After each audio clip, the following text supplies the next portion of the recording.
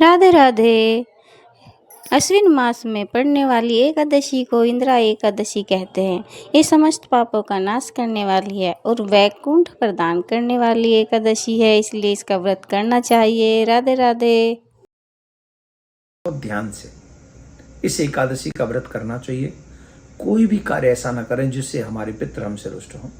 और इस समय बहुत बड़ी बात कि कई लोगों को ये सामंजस्य रहता है कि इस एकादशी के दिन हम लोग अपने पितरों का श्राद्ध कर सकते हैं अथवा नहीं कर सकते। तो इस पे भी बहुत ध्यान से आपको ये पूरी कथा व्रत का पूरा इस वीडियो को आप सुने और ज़्यादा से ज़्यादा जल्दी लोगों को शेयर कर दें, क्योंकि मुझे पता है मैं लेट से ये वीडियो बना रहा हूँ। अश्विन मास के कृष्ण पक्ष की एकादशी का नाम है इंदिरा एकादशी। पितृपक्ष में आने के कारण इस एकादशी का महात्म और भी ज्यादा बढ़ जाता है। धर्मराज युधिष्ठिर ने जब भगवान श्री कृष्ण से इस एकादशी के विषय में पूछा, तब भगवान श्री कृष्ण ने इस इंदिरा एकादशी के व्रत को करने से कितना बड़ा मनुष्य को पुण्य मिलता है इसके विषय में बताया था। और उन्होंने कहा था कि जो भी मनुष्य इंदिरा एकादशी का व्रत करता है उसे एक एकादशी का व्रत नहीं बल्कि कई यज्ञों के यज्ञ करने का फल उसको प्राप्त हो जाता है। पितृपक्ष में इस एकादशी को आने से पितृगणों की आत्मा को तृप्त करने का अवसर भी मनुष्यों को प्राप्त होता है। और जो इस व्रत को ढंग से करते हैं उनके पितृ भी तृप्त उनसे हो जाते हैं, उन्हें पितरों की भी आशीर्वाद प्राप्त हो जाती है। इस दिन व्रती को दसवीं तिथि के दिन से ही, मतलब दसवीं की रात्रि से ही मन क्रम वचन से शुद्ध आहार विहार विचार करना चाहिए। और उसके बाद में एकादशी जब हो मुहूर्त में उठें, स्नान करें। स्नान करने के बाद फिर संकल्प करें, अपने हाथ में जल लेकर संकल्प लें, अपना नाम अपना गोत्र, और कहें कि हम एकादशी का व्रत करेंगे। और फिर उस एकादशी के दिन स्नान के बाद संकल्प के बाद भगवान का पूजन करें, अर्चन करें, वंदन करें।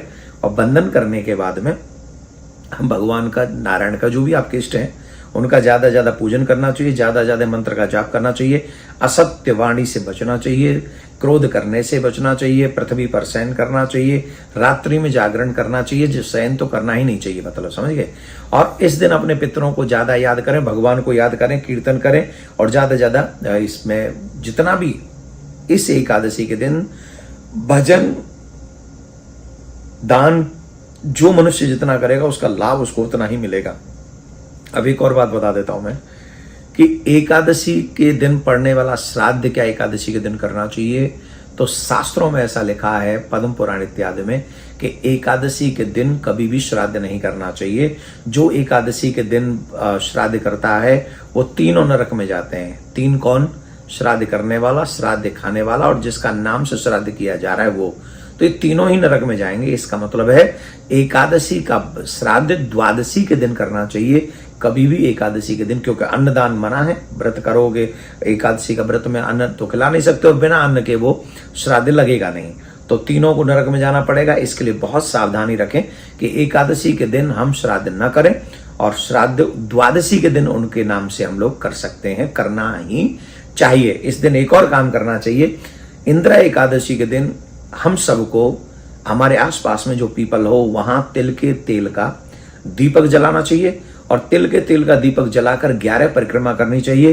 पितरों को प्रसन्न करने के लिए, उनके कल्याण के लिए उनसे प्रार्थना करनी चाहिए और कहना चाहिए कि आप हम पर प्रसन्न हो, आप हमारे ऊपर दया करें। इस उपाय को करने से आपके पितृ भी आप पर प्रसन्न होंगे। भगवान श्री कृष्ण के बताए हुए इस एकादशी महात्म का बहुत बड़ा फल है। पितरों को प्रसन्न करने का भी बहुत बड़ा फल है। इस दिन जितना भी दान पुण्य हो सके अपने पितरों के नाम से करें, जिससे आपके पितृ आप पर प्रसन्न हो और आपको आशीर्वाद देते हुए जाएं। बहुत बहुत धन्यवाद। राधे राधे।